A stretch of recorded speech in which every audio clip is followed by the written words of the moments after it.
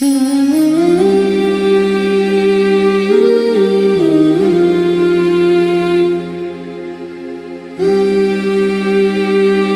ناظرین و سامعین السلام علیکم۔ جیسا کہ آپ حضرات کو بخوبی علم ہے کہ یہ مجلس ترحیم برائے سال ثواب مرحوم مغفور سید شہنشاہ حسین عابدی ابن مرحوم سید ابو القاسم اور مرحومہ کنیز صادق بنت مرحوم زاہد حسین صاحبہ کے لیے مجلس کا انعقاد کیا گیا ہے۔ اس مجلس کو خطاب فرمائیں گے حجت الاسلام والمسلمین علی جناب مولانا سید عاظم باقری جوراسی صاحب۔ لہذا قبل گفتگو میں آپ حضرات کی خدمت میں حرف التماس لے کے بڑھ رہا ہوں کہ آپ حضرات ایک مرتبہ سورہ الحمد اور 3 مرتبہ سورہ اخلاص کی تلاوت فرما کر مرحوم مغفور سید شہنشاہ حسین عابدی ابن مرحوم سید ابو القاسم مرحوم اور مرحومہ کنیز صادق بنت مرحوم زاہد حسین صاحب کی روح کو پڑھ دیں۔ اللہم صلی علی محمد اللہم صلی علی محمد اللہم صلی علی رب العالمین الرحمن الرحیم مالک یوم الدین صراط الذین انعمت علیہم غیر المغضوب علیہم ولا الضالین قل هو اللہ احد اللہ الصمد لم یلد ولم یولد ولم یکن له کفوا احد قل هو اللہ احد اللہ الصمد لم یلد ولم یولد ولم یکن له کفوا احد قل هو اللہ احد اللہ الصمد لم یلد ولم یولد ولم یکن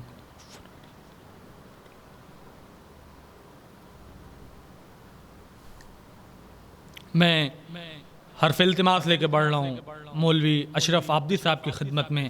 کہ ممبر پر تشریف لائیں اور تلاوت کلام پاک کے ذریعے مجلس کا آغاز کریں۔ آپ حضرات ان کے استقبال میں بآواز بلند نعرہ صلوات پڑھیں۔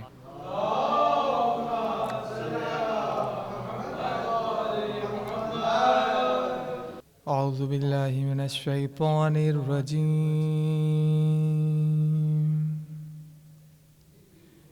بسم اللہ الرحمن الرحیم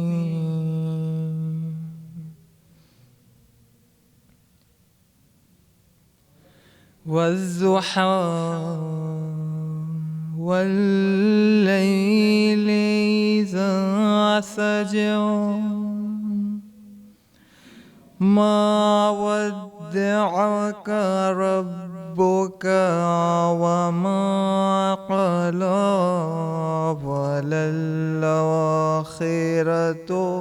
خير لك من الأولى والضحى والليل إذا سجى ما ودعك ربك وما قلى وللآخرة خير لك من الأولى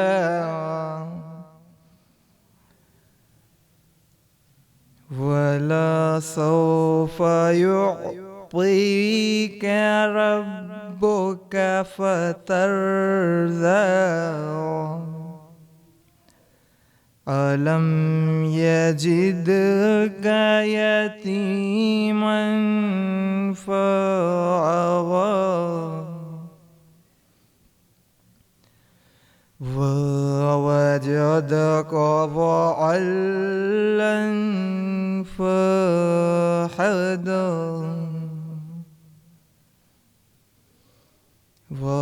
ووجدك عائلا فأغنى فأما اليتيم فلا تقهر وأما السائل فلا تنهر وأما بنعمة ربك فحدث صدق الله العلي العظيم وصدق رسول الله الكريم اللهم صل على محمد وآل محمد وعجل فرج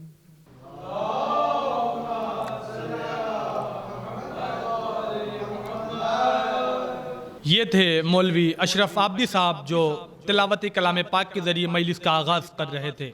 اب اس کے بعد میں گزارش گزار ہوں محترم جناب زوار حلوری صاحب کی خدمت میں کہ آپ ممبر پر تشریف لائیں اور مدح مولا میں منظوم نذران عقیدت پیش کریں۔ آپ حضرات ان کے استقبال میں بآواز بلند نعرہ صلوات پڑھیں۔ محمد و آل محمد۔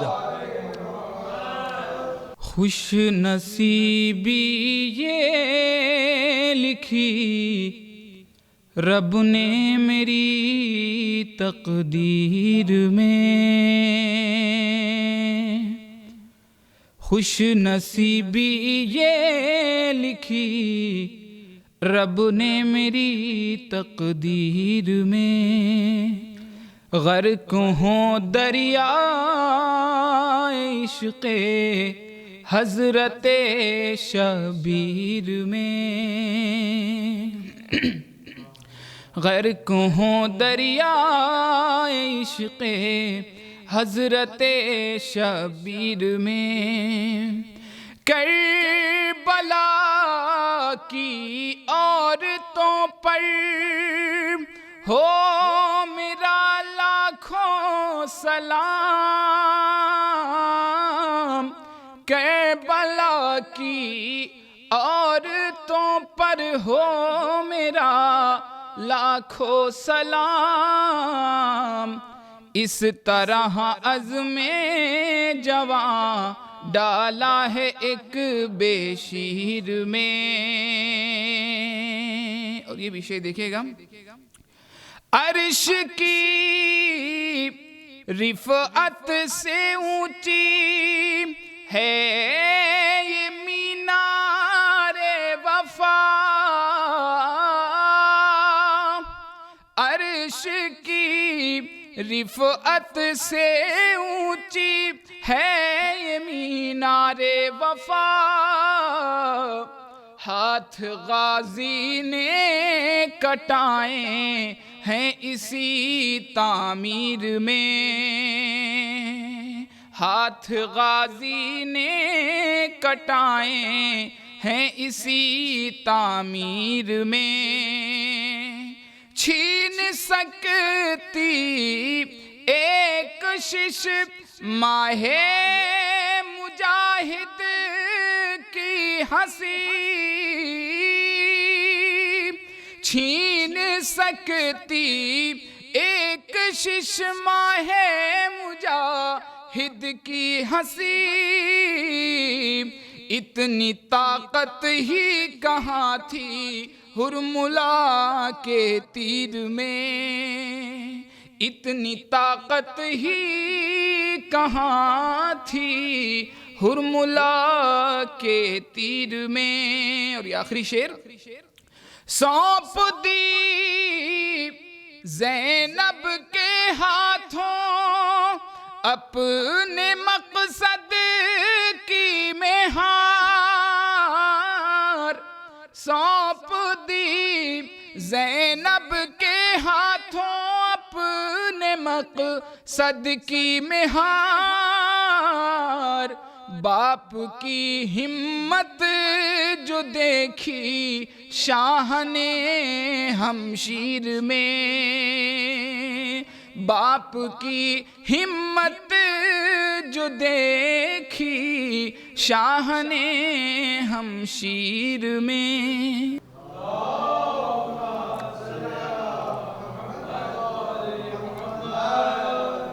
یہ تھے زوار حلوری صاحب جو مدح مولا میں منظوم نذران عقیدت پیش کر رہے تھے۔ قبل اس کے کہ میں سرکار کو دعوت دوں، ان کے استقبال میں 4 مصرے پڑھتا ہوں کہ کل آپ نے کیا تھا علم نصب سنگ پر، کل آپ نے کیا تھا علم نصب سنگ پر، دنیا سے ظلم و جور کی بستی اجاڑ کر، کل آپ نے کیا تھا علم نصب سنگ پر، دنیا سے ظلم و جور کی بستی اجاڑ کر، نظریں اتار لیجئے غازی کی یا علی، پانی پہ آ رہے ہیں علم اپنا گاڑ کر، نظریں اتار لیجئے غازی کی یا علی، پانی پہ آ رہے ہیں علم اپنا گاڑ کر۔ میں ان مصروں کے سائے میں حرف التماس لے کے بڑھ رہا ہوں استاد محترم علی جناب مولانا عاظم باقری جوراسی صاحب کی خدمت میں کہ سرکار ممبر پر تشریف لائیں اور اپنے بیان سے مومنین کے قلوب کو منور کریں۔ آپ حضرات ان کے استقبال میں باواز بلند نعرہ صلوات پڑھیں۔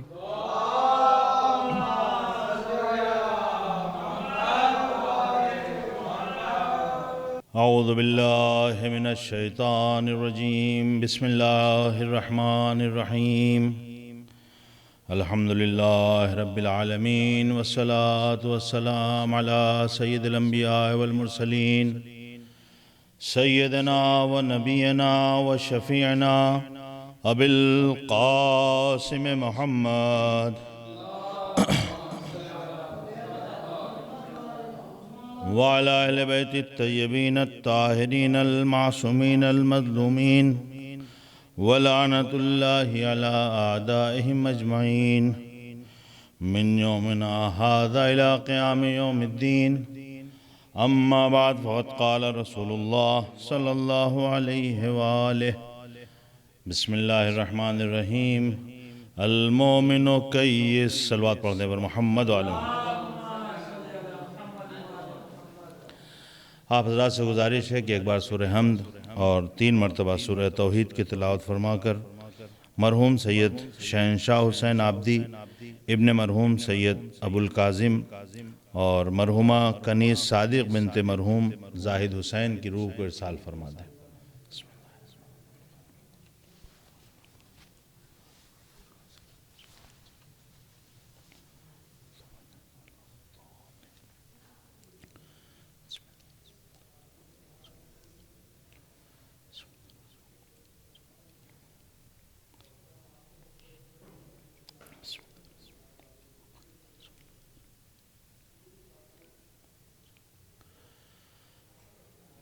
صلوات پڑھتے ہیں بر محمد و آل محمد۔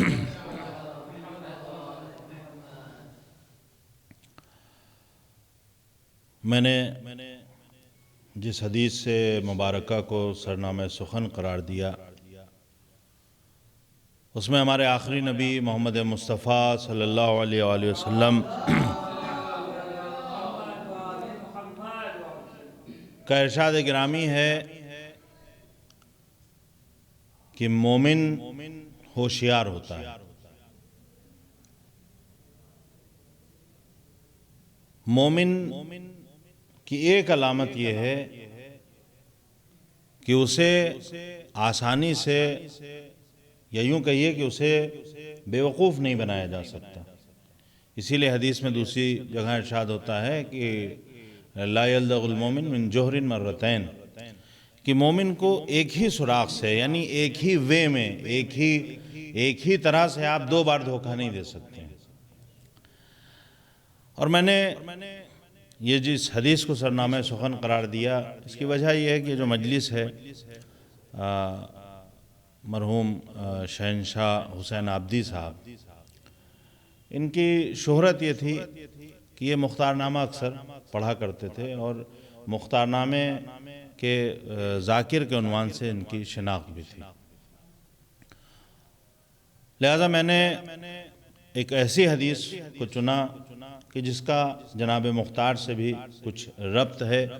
اور چونکہ جناب مختار کے بارے میں مرحوم پڑھا کرتے تھے، اور اس وقت یہ جو مجلس ان کے بچوں کی طرف سے منعقد ہو رہی، ماشاءاللہ سے ان کے خانوادے میں کئی ڈاکٹر ہیں، پڑھے لکھا، ایک انہوں نے اپنے پیچھے بچے اولاد چھوڑی ہیں، تو ان کی شہرت جناب مختار کے ذاکر کی حیثیت سے تھی۔ اور دور حاضر میں بھی اگر آپ نے دیکھا ہو تو جناب مختار کے حوالے سے بہت سے شک و شبہات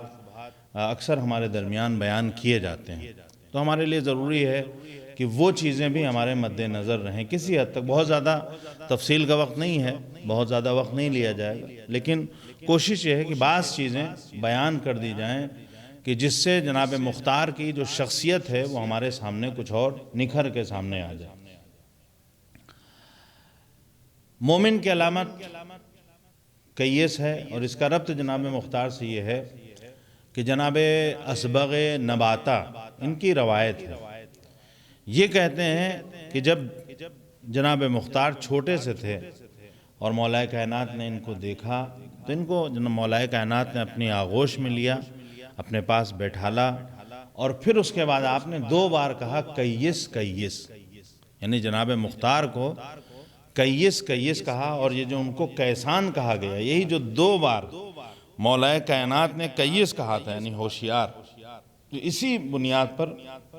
ان کا یہ لقب بھی پڑ گیا کہ جناب مختار کو کیسان کہا گیا۔ تو جناب مختار نے اپنی زندگی میں جو ظلم ہوا اہل بیت پر اس کا بدلہ لیا،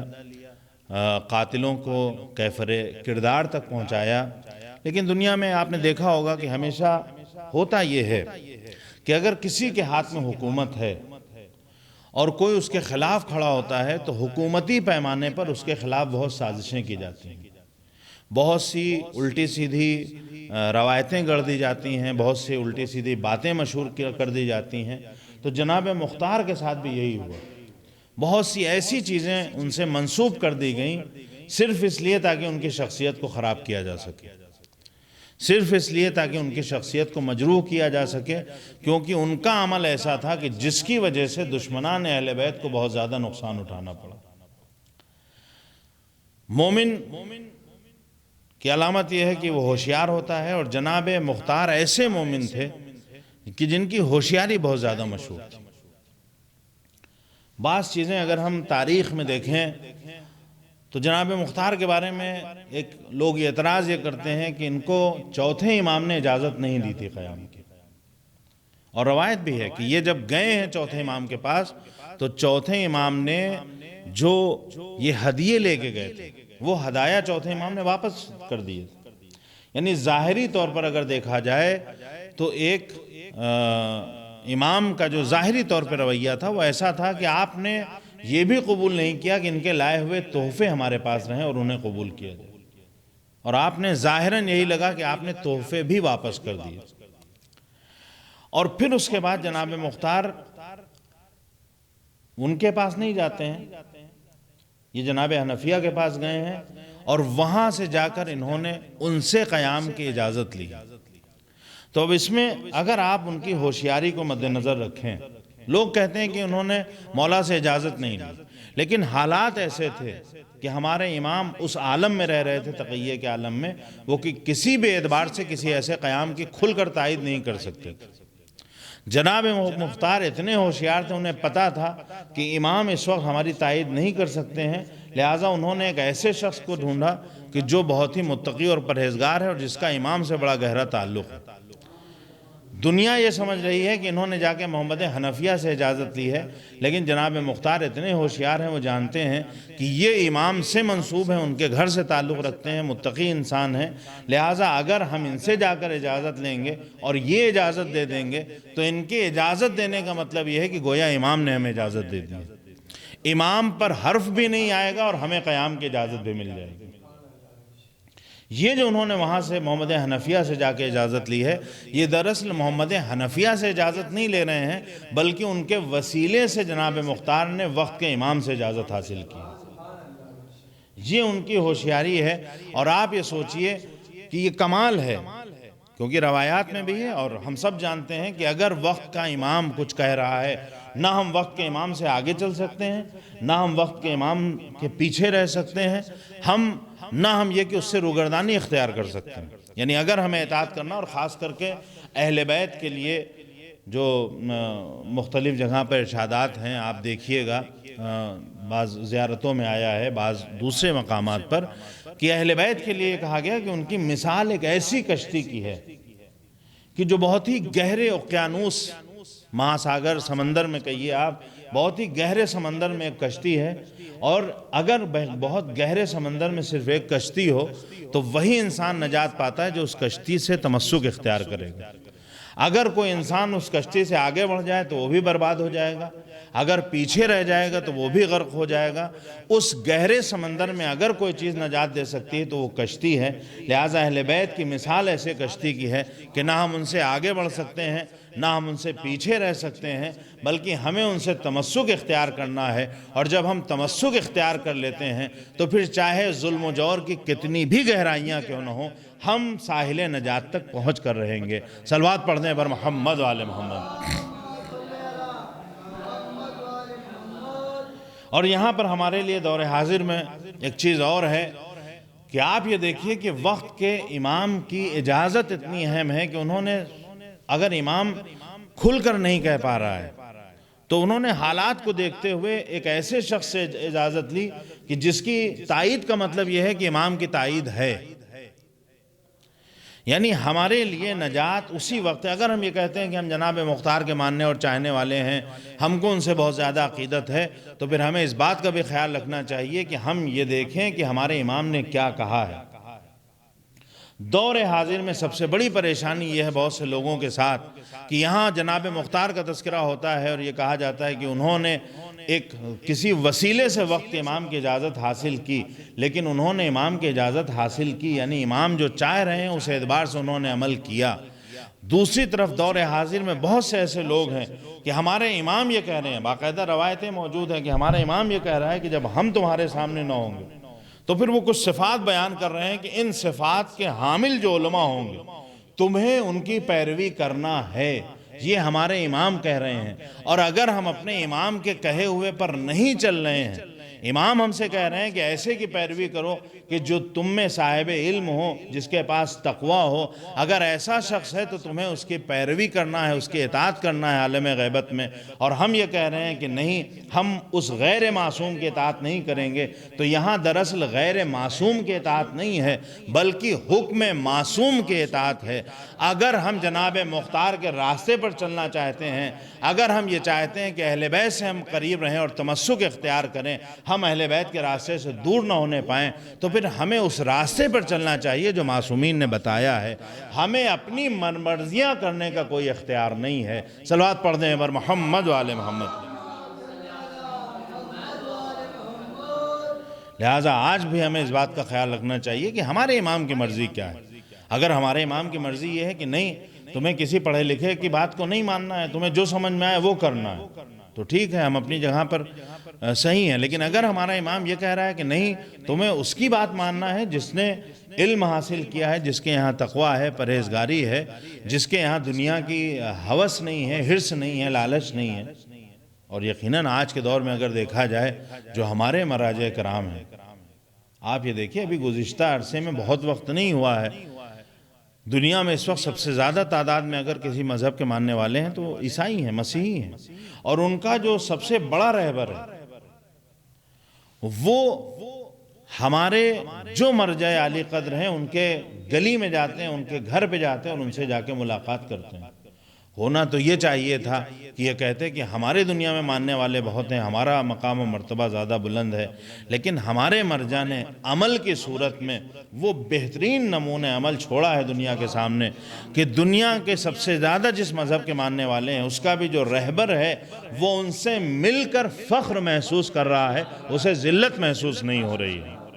یہ کمال ہے اہل بیت کے راستے پر چلنے کا، یہ کمال ہے اہل بیت سے تمسک اختیار کرنے کا، یہ تمسک زبانی نہیں ہے۔ لہٰذا آپ دیکھیے کہ وہ گلیاں نجف کی جو ظاہری اگر دنیاوی اعتبار سے دیکھا جائے تو اس کی کوئی اہمیت نہیں ہے، معمولی سی پتلی سی گلیاں ہیں جس میں اگر آپ تصویروں میں دیکھیں گے تو جہاں جہاں بجلی کے تار لٹک رہے ہیں اور ظاہری طور پر اس کی کوئی خاص اہمیت نہیں ہے۔ لیکن اگر اسی گلی میں علی کا کوئی صحیح معنوں میں چاہنے والا رہ رہا ہو، علی کا ماننے والا رہ رہا ہو، تو پھر اس گلی کی ظاہری حالت نہیں دیکھی جاتی ہے بلکہ اس گلی کے مکین کو دیکھا جاتا ہے، اور اس گلی کے مکین کی اتنی اہمیت ہو جاتی ہے کہ دنیا کے بہترین جگہوں پہ رہنے والے لوگ وہاں آ کر خراج عقیدت پیش کرتے ہیں۔ یہ صرف اور صرف اہل بیت سے تمسک اور ان کے مرضی کے اعتبار سے زندگی گزارنے کا نتیجہ ہے۔ جناب مختار نے یہی کیا، اور ایسا نہیں ہے کہ آپ کہیں کہ یہ تو آپ ایک اندازہ لگا رہے ہیں، نہیں، بعد میں جو دوسری احادیث ہیں، بہت سے واقعات ہیں، وہ تائید کرتے ہیں۔ جناب مختار کیوں بنے یہ بہت ضروری ہے۔ ہمارے لیے بہت ضروری ہے، جناب مختار کی ہم تعریف کر رہے ہیں، لیکن جناب مختار بنے کیوں؟ پہلی چیز اس میں یہی ہے کہ انہوں نے وقت کے امام کی اطاعت کی۔ بغیر وقت کے امام کے اطاعت کے انسان کسی بھی مقام تک نہیں پہنچ سکتا، اور اسی لیے آپ اس کی تائید بھی ہوتی ہے۔ بہت سی احادیث ہیں، ہمارے پانچویں امام جناب مختار کے فرزند سے مخاطب ہو کر کہتے ہیں، آپ نے ان سے مخاطب ہو کر کہا، جناب ہمارے پانچویں امام نے، امام محمد باقر علیہ السلام،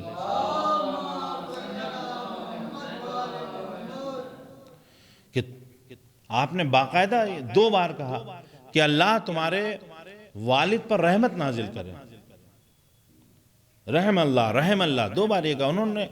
پھر آپ ارشاد فرماتے کہ انہوں نے ہم اہل بیت کے حق کو ضائع نہیں ہونے دیا اور ہمارے خون کا بدلہ لیا اور ہم کو خوش کیا۔ جب اس طرح سے ایک امام معصوم کہہ رہے ہیں، اور یہی جناب مختار ہیں، ان کے بچپنے کے بارے میں ملتا ہے باقاعدہ اسی روایتوں میں کہ یہ جب آتے تھے تو جناب فاطمہ ان کے لیے یعنی چادر بچھاتی تھی، باقاعدہ ان کے لیے تکیہ وغیرہ لا کے رکھتی تھی جس پہ ٹیک لگا کر یہ بیٹھے، یعنی باقاعدہ اہتمام کیا جاتا تھا، خیال رکھتی تھی۔ تو جس شخص کا جناب فاطمہ خیال رکھیں، جس شخص کا ہمارے معصومین احترام کریں، جس کے لیے یہ کہا جائے کہ تم پر ایک معصوم یہ کہے کہ رحمت نازل کرے اللہ، تو پھر اس کے بارے میں کچھ ہم غلط خیال ہمارے ذہن میں آ ہی نہیں سکتا ہے، کیونکہ کسی بھی ایسے شخص کے بارے میں کہ جس کے اندر ذرا سے بھی کمی ہو، جس کا راستہ صحیح نہ ہو، اس طرح سے معصومین اس کی تائید نہیں کر سکتے۔ اور ہمارے پانچویں امام نے باقاعدہ تائید کی ہے، بحار الانوار میں حدیث موجود ہے، دوسری بھی کتابوں میں یہ حدیث موجود ہے کہ امام نے اس طرح سے تائید کی۔ ایک اور چیز جو جناب مختار میں بہت اہم ہے کہ اگر آپ نے دیکھا ہو، جن لوگوں کی نگاہ میں سیریل ہے، آپ یہ دیکھیں گے جبکہ سیریل میں ساری چیزیں اس طرح سے نہیں ہوتی، لیکن پھر بھی اس میں یہ چیز ہے کہ یہ اپنی والدہ کا بڑا احترام کرتے تھے۔ انہوں نے سخت سے سخت حالات میں والدہ کو اپنے سے جدا نہیں کیا، ہمیشہ اپنے ساتھ رکھا۔ آج کل آپ دیکھیں کہ لوگ ذرا سے پریشانی اور مشکل ہوتی ہے، خاص کر کے یورپ وغیرہ میں، تو فوراً باپ ہو ماں ہو کوئی بھی ہو، فوراً ہی ان کو ایسے گھروں میں ڈال دیا جاتا ہے جو ایسے بزرگ لوگوں کے لیے مخصوص ہے، اپنے ساتھ لوگ رکھتے نہیں ہیں۔ لیکن جناب مختار کے بارے میں، جناب مختار معصوم نہیں تھے، یہ جلدی کسی کی بات مانتے نہیں تھے، ان کے بارے میں تاریخ میں ملتا ہے یہ جلدی کسی کے آگے سر تسلیم خم نہیں کرتے تھے، جلدی کسی کی بات مانتے نہیں تھے۔ لیکن وہی جناب مختار جب اپنے والدہ کے مقابلے میں آتے تو نہایت احترام کرتے تھے، یعنی جو کسی کے آگے جھکنا پسند نہیں کرتا تھا وہ اپنی ماں کے آگے ہمیشہ سر کو جھکائے رکھتا تھا۔ یہ جب اپنی ماں کے آگے اس طرح سے جھکے ہیں تو خداوند عالم نے انہیں اتنا بلند کر دیا۔ یعنی ہمارے لیے بھی ایک درس ہے کہ اگر ہم آگے بڑھنا چاہتے ہیں، ہم ترقی کرنا چاہتے ہیں، اگر ہم اپنے سر کو بلند کرنا چاہتے ہیں تو اس سر کو والدین کے سامنے جھکنا ہوگا۔ جہاں یہ سر جھک جاتا ہے تو پھر وہی انسان سر بلند ہوتا ہے۔ یہ مرتبہ ہے، باقاعدہ بہت سی کثرت سے روایتیں ہیں کہ گنہگار شخص آتا ہے، چونکہ اصالہ ثواب کی مجلس ہے، باپ کے اصالہ ثواب کی مجلس بھی ہے اور ماں کے اصالہ ثواب کی مجلس بھی ہے۔ ایک شخص آتا ہے رسول خدا کے پاس اور کہتا ہے کہ دنیا کا کوئی ایسا گناہ نہیں ہے جو میں نے نہ کیا، اور مجھے نہیں لگتا ہے کہ اب میری بخشش ہو سکتی ہے۔ تو رسول خدا نے کہا نہیں، تمہارے والدین میں کوئی زندہ ہے؟ تو اس نے کہا ہاں ہمارے باپ زندہ ہیں۔ تو انہوں نے کہا جاؤ ان سے کہو تمہارے لیے استغفار کریں، جاؤ اور جا کے ان کی خدمت کرو۔ اور جب وہ پلٹ کے جانے لگا تو آپ نے ایک جملہ کہا کہ کاش اس کی ماں زندہ ہوتی، یعنی اگر ماں زندہ ہوتی تو اس کی مغفرت اور بخشش کے چانسز اور زیادہ بڑھ جاتے۔ اتنا بلند مرتبہ ہے والدین کا، اور جناب مختار کی زندگی میں یہ ہے کہ اپنی والدہ کا نہایت احترام کرتے تھے۔ جب انسان احترام کرتا ہے، جب انسان اپنے والدین کا خیال رکھتا ہے، جن کے حقوق ہیں ان حقوق کی ادائیگی کرتا ہے، تو وہی انسان کامیاب ہوتا ہے۔ جناب مختار جو تاریخ میں ایک ایسی شخصیت کہ جو اہل بیت کے لیے مسرت کا باعث بنے، جو خوشی کا باعث بنے، جن کا بڑا خیال رکھا گیا، ان کے اندر یہ تمام چیزیں تھیں۔ انہوں نے وقت کے امام کی اطاعت کی، اپنے والدین خاص کر کے والدہ کا بہت زیادہ احترام کیا۔ لہٰذا ہم جب جناب مختار کا تذکرہ کرتے ہیں تو ہمارے لیے بھی ضروری ہے کہ ہم بھی کوشش یہ کریں کہ وہ صفات جو ایسی شخصیات کے اندر ہیں، کوشش یہ ہونا چاہیے کہ ہمارے اندر بھی اس میں سے کچھ چیزیں آ جائیں۔ اگر تھوڑا بہت بھی وہ چیزیں ہمارے اندر آ جائیں گی تو یقیناً ہم اس مقام پہ نہیں رہیں گے جہاں ہم ہیں، بلکہ ہم اس مقام سے کہیں برتر اور بالا ہوں گے، کیونکہ جو امام کے بتائے ہوئے راستے پر چلتا ہے، امام کی اطاعت کرتا ہے، اپنے والدین کا احترام کرتا ہے، خداوند عالم ایسے شخص کو کبھی ذلیل نہیں ہونے دیتا ہے، بلکہ اس کو ہمیشہ سر بلند رکھتا ہے۔ صلوات پڑھ دیں بر محمد و آل محمد۔ اور اسی لیے بہت ضروری ہے کہ جس حوالے سے جیسے بھی ممکن ہو ہم کوشش کریں کہ والدین کے ساتھ جو ہمارا تعلق ہے وہ تعلق ٹوٹنے نہ پائے۔ ہماری کوشش یہ ہونا چاہیے کہ جتنا بھی ہو سکے، جیسے بھی ہو سکے، جس طرح سے بھی ممکن ہو ان کا خیال رکھا جائے۔ ایک واقعہ ملتا ہے، کبھی کبھی ہوتا ہے انسان مایوس ہو جاتا ہے کہ ہمارے پاس ہے کیا، ہمارے پاس کچھ ہے نہیں تو ہم کر کیا سکتے ہیں۔ بھائی جو صاحب حیثیت ہے وہ ٹھیک ہے، بہت بڑی مجلس کر لے گا، اس کے پاس پیسے ہیں، قرآن پڑھوا دے گا، اس کے پاس پیسے ہیں، نمازیں پڑھوا دے گا، اس کے پاس پیسے ہیں، وہ حج کروا دے گا اگر حج رہ گیا ہے، وہ ساری چیزیں کر سکتا ہے۔ ہمارے پاس تو کچھ نہیں، تو ہم کہاں کچھ کر سکتے ہیں۔ ایک واقعہ ملتا ہے کہ ایک شخص نے خواب میں دیکھا کسی کو، یا کوئی عالم دین تھے یا جو بھی کوئی بزرگ شخصیت، انہوں نے کسی کو خواب میں دیکھا کہ ان کے یہاں کے وہ شخص ہیں اور بہت ہی پریشان اور مضطرب ہیں۔ تو انہوں نے پریشانی کا حال پوچھا، ان کا انتقال ہو چکا تھا، کہ آپ اتنے مضطرب اور پریشان کیوں ہیں؟ عالم برزخ میں تھے وہ۔ تو انہوں نے کہا کہ میں اس لیے بہت زیادہ پریشان ہوں کہ میرا بچہ میرے لیے ایصال ثواب نہیں کرتا ہے، میرا لڑکا میرے لیے ایصال ثواب نہیں کرتا ہے، میرا خیال نہیں کر رہا ہے۔ اس سے کہو کہ وہ میرے لیے ایصال ثواب کرے تاکہ مجھے یہاں سکون ملے۔ اب یہ جاتے ہیں، اور وہ بہت ہی غریب لڑکا تھا، وہ ندی کے کنارے کہیں ملا، تو انہوں نے اس سے کہا کہ تم اپنے والدین کے لیے، یا ہم نے تمہارے والد کو خواب میں دیکھا، تم ان کے لیے ایصال ثواب کیوں نہیں کرتے؟ تو اس نے کہا ہمارے پاس کیا ہے جو ہم ایصال ثواب کریں؟ کہا پھر بھی تم کوشش کرو کہ ان کے لیے کچھ نہ کچھ ایصال ثواب کرو۔ تو وہ دریا کے کنارے تھا، اس نے چلو بھر پانی اٹھایا اور اس کو ریت پر پھینک دیا۔ تو انہوں نے کہا یہ کیا ہے؟ کہا یہ ایصال ثواب ہو گیا۔ کہا یہ جو پانی ہے یہ ہم نے ان کے نام پر پھینک دیا ہے، یہی ایصال ثواب، اس سے زیادہ ہم کچھ کر ہی نہیں سکتے، ہمارے پاس مال دنیا میں کچھ ہے نہیں کہ جو ہم ایصال ثواب کریں۔ تو یہ جو بزرگ تھے ان کو بڑا غصہ آیا کہ بتاؤ کتنا نالائق لڑکا ہے کہ کچھ نہیں کر رہا، خالی پانی پھینک دیا اور بتا رہا ہے کہ ایصال ثواب ہو گیا۔ ہم لوگوں کے ساتھ بھی ایسا ہو، کوئی اس طرح کرے تو دل ہی دل میں ہم بھی اس کو بہت برا بھلا کہیں گے۔ بتائیے کتنا نالائق انسان ہے کہ اس طرح کر رہا ہے۔ یہ بھی بہت بیچارے ناراض ہوئے، بڑا غصہ آیا، لیکن اب اس سے کچھ کہہ نہیں سکتے تھے، گھر چلے آئے۔ رات میں پھر انہوں نے خواب میں دیکھا، تو اب جب دیکھا تو دیکھا کہ وہ بہت خوش ہیں۔ تو انہوں نے کہا کہ آپ خوش کیوں ہیں؟ کہا وہ ہمارے لڑکے نے ایصال ثواب کیا ہے، اس کی وجہ سے یہاں ہمیں راحت اور سکون نصیب ہوا ہے۔ انہوں نے کہا یہ کیسے ہو سکتا ہے؟ ہم نے اس سے ایصال ثواب کو کہا تو اس نے کیا نہیں، صرف ایک چلو پانی اٹھا کے کنارے پھینک دیا اور کہا جاؤ ایصال ثواب ہو گیا۔ کہنے لگے وہی عمل جو اس نے ایک چلو پانی پھینکا تھا، اس ایک چلو پانی پھینکنے کی وجہ سے جو اس ریت میں جو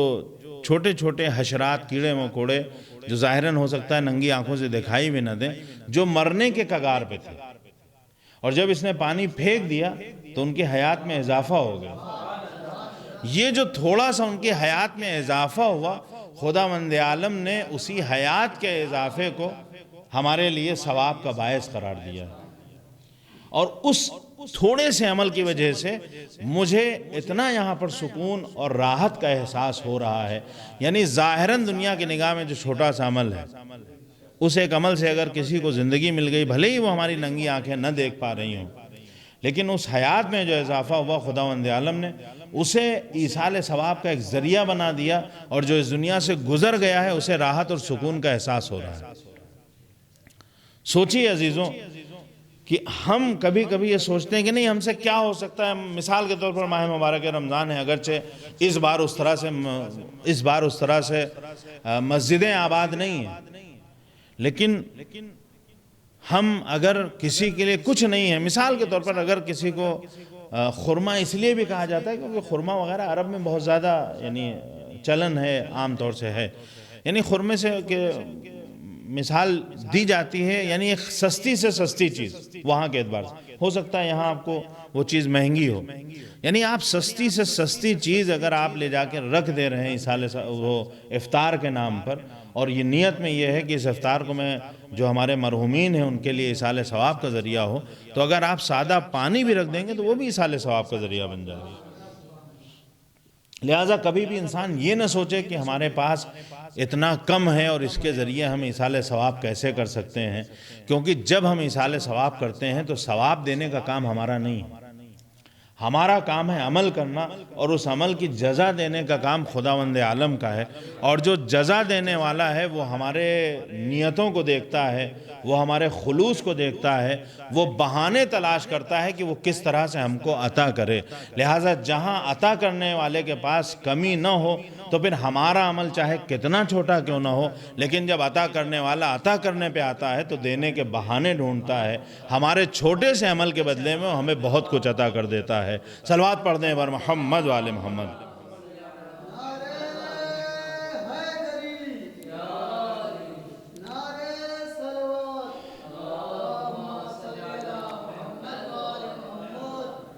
لہٰذا یہ جو مجلس بھی ہے، ہو سکتا ہے اس میں اگرچہ یہ جو مجلسیں ہو رہی ہیں ان کی افادیت بہت زیادہ ہوتی ہے، کیونکہ انسان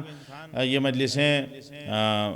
ابھی بھی جہاں تک بھی لوگ ہیں جو بھی متعلق ہیں مرحوم سے یا نہیں بھی متعلق ہیں، جو بھی سننا چاہتا ہے وہ سن رہا ہے تو اس کا ثواب ملے گا. پھر اس کے بعد یہ مجلسیں اگر محفوظ رہ جاتی ہیں، یہ جو سوشل میڈیا ہے اس کا مثبت فائدہ یہ ہے کہ اس طرح کی چیزیں اگر محفوظ ہیں تو جب بھی کوئی سنے گا تو سننے والے کو تو سننے کا ثواب ملے گا، لیکن جس کے لیے یہ مجلس کی گئی ہے اس کو بھی ثواب پہنچتا رہے گا. تو ظاہری طور پر بھلے ہی ہم کہیں کہ 10 لوگ 15 لوگ میں مجلس ہو رہی ہے، لیکن ہوتا یہ ہے کہ یہ محفوظ جب ہو جائے گی مجلس تو جب تک سنی جاتی رہے گی ثواب ہوتا ملتا رہے گا. لہذا ہم یہ نہ سوچیں کہ آج کم لوگوں میں مجلس ہو رہی تو اس کی پھر اتنا زیادہ ثواب نہیں ہے. نہیں، اگر یہ سب سسٹم نہ بھی ہوتا اور صرف 2 ہی 4 لوگ بیٹھے ہوتے یا 2-4 لوگ بھی نہ ہوتے، ایک انسان صرف اس نیت سے کربلا کے شہداء کو یاد کر لے، اہل بیت کے فضائل کو یاد کر لے، ان کا ذکر کر لے کہ ہمارے اس عمل کا ثواب ہمارے مرحومین کو ملے، تو خداوند عالم بہترین جزا دینے والا ہے. یقیناً عزیزوں، جن مرحوم کے ایصال ثواب کی مجلس ہے وہ ذاکر اہل بیت تھے، اور جس نے اپنی زندگی اہل بیت کے ذکر میں گزار دی ہو، اس کا مرتبہ کیا ہے اور وہ کس درجے پر فائز ہے اس کا اندازہ ہم نہیں لگا سکتے. لیکن ہماری کوششیں یہ ہوتی ہیں ایصال ثواب کے ذریعے کہ جو درجے بلند ہیں ان کو خداوند عالم مزید بلند کر دے. ایک ذاکر اہل بیت کی مجلس ہے، جناب مختار کے ذاکر کی حیثیت سے ان کی پہچان تھی. ان کے اولاد، ان کے خاندان والے آج بھی خدمت خلق میں مصروف ہیں، اور یقیناً جتنا زیادہ وہ خدمت خلق کرتے جائیں گے اتنا زیادہ ان کو بھی ثواب ملے گا جنہوں نے انہیں اس تعلیم کے زیور سے آراستہ کیا، جنہوں نے انہیں اس راستے پر لگایا ہے. اگر ہم چاہتے ہیں کہ ہمارے بزرگوں کو ثواب ملتا رہے تو ہم نیک عمل انجام دیتے رہیں.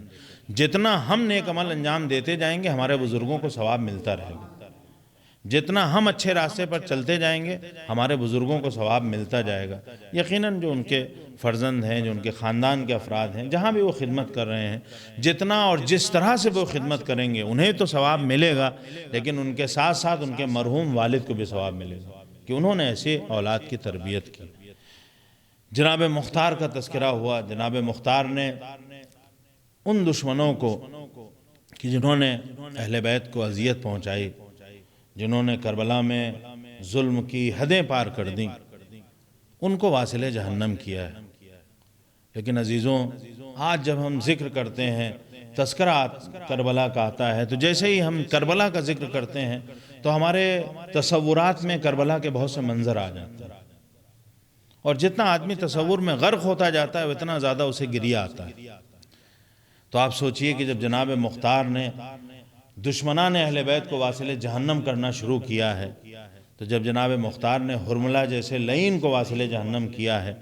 تو جب آپ نے اسے واصل جہنم کیا ہوگا تو آپ کی نگاہوں میں وہ منظر بھی آ گیا ہوگا کہ جب ایک باپ اپنے آغوش میں اپنے 6 مہینے کے بچے کو لیے ہوئے تپتی ہوئی ریت پر کھڑا ہوا ہے، لعینوں اگر میں نے کوئی خطا کی ہے تو اس معصوم سے بچے نے کیا خطا کی ہے؟ اس کی ماں کا دودھ خشک ہو چکا ہے، اگر ہو سکے تو اسے پانی پلا دو، کوئی آگے نہ بڑھا۔ امام حسین نے ایک بار جلتی ہوئی ریت پہ علی اصغر کو لٹا دیا، اے لعینوں اگر تمہیں لگتا ہے اس بچے کے بہانے حسین پانی پی لے گا تو لو میں اسے جلتی ہوئی زمین پر لٹائے دیتا ہوں، آؤ اور آ کر اسے پانی پلا دو۔ لیکن پھر بھی کوئی پانی پلانے والا نہ تھا۔ امام حسین نے ایک بار اپنی آغوش میں اٹھایا ہے، اے علی اصغر تم بھی حجت خدا ہو، اپنی حجت کو تمام کرو۔ ایک بار جناب علی اصغر نے اپنے خشک ہونٹوں پہ اپنی پپڑائے ہوئے ہونٹوں پہ خشک زبان پھیرنا شروع کی ہے، اشقیہ میں کوہرام برپا ہو جاتا ہے، گریے کی آوازیں بلند ہوتی ہیں، ایک آواز اور بلند ہوتی ہے، اینا اینا حرملہ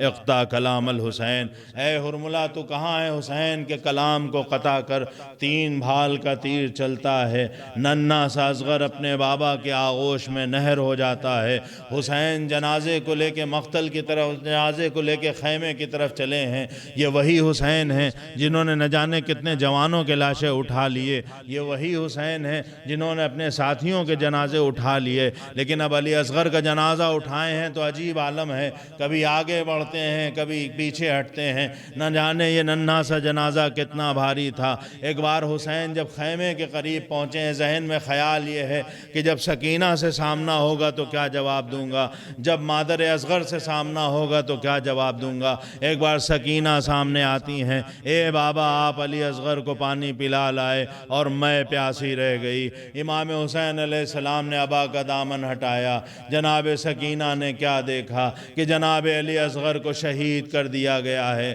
جناب رباب کی جب نگاہ پڑی تو آپ نے ایک جملہ ارشاد فرمایا، اے بیٹا اصغر کیا تمہارے جیسے بچوں کو نہر کیا جاتا ہے؟ ہاں عزیزوں، حسین یہ واحد جنازہ ہے جسے خیمے میں نہیں لے جاتے ہیں، پشت خیمہ پہ گئے ہیں، ننھی سی قبر کھود کے اصغر کو گاڑ کے، شبیر اٹھ کھڑے ہوئے دامن کو جھاڑ کے۔ ارے علی اصغر کو آپ خیمے میں کیوں نہیں لے گئے؟ شاید ایک وجہ یہ رہی ہو کہ اب تک بیویوں نے سارے شہیدوں کا غم برداشت کر لیا، لیکن اب جب علی اکبر کے جنازے کے ساتھ علی اصغر کا جنازہ بھی خیمے میں پہنچ گیا تو بیویوں سے یہ غم برداشت نہ ہو پائے گا، شاید اس غم کو وہ برداشت نہ کر سکیں اور اس دنیا سے کوچ کر جائیں۔ واہ حسینہ واہ مظلومہ، سيعلم الذين ظلموا أي منقلب ينقلبون، انا للہ و انا الیہ راجعون۔ بار الہ ہماری اس مختصر سی عبادت کو قبول فرما۔ بار الہ تجھے اس ذکر کا واسطہ، ان آنسوؤں کا واسطہ اور اس ماہ مبارک رمضان کا واسطہ کہ جن مرحوم کے اصال ثواب، جن مرحومین کے اصال ثواب کی مجلس ہے، بار الہ ان کی مغفرت فرما، ان کے درجات کو بلند فرما۔ بار الہ جو بیمار ہیں انہیں بیمار کربلا کے صدقے میں شفاء کامل و عاجل عنایت فرما۔ بار الہ دور حاضر میں جس وبا سے پوری دنیا کا سامنا ہے اور پوری دنیا اس وبا سے پریشان حال ہے، بار الہ محمد و آل محمد کے صدقے میں ہمیں اور اس پوری دنیا کو اس وبا سے نجات دلا۔ بار الہ جو مومنین اس دنیا سے گزر گئے ہیں ان کی مغفرت فرما، ان کے درجات کو بلند فرما۔ بار الہ ہمارے علماء کرام مراجع اعظام کا سایہ ہمارے سروں پر قائم و دائم رکھ۔ بار الہ منتقم خون حسینی کے ظہور میں تعجیل فرما اور ہمیں اس لائق بنا کہ جب ہمارے وقت کے امام کا ظہور ہو تو ہمارا شمار ان کے ساتھیوں میں ہو۔ آپ حضرات سے گزارش ہے کہ ایک بار سورہ حمد اور 3 مرتبہ سورہ اخلاص کی تلاوت فرما کر مرحوم سید شہنشاہ حسین آبدی ابن مرحوم سید ابو القاسم اور مرحومہ کنیز صادق بنت مرحوم زاہد حسین کی روح کو ارسال فرما دیں۔ بسم اللہ۔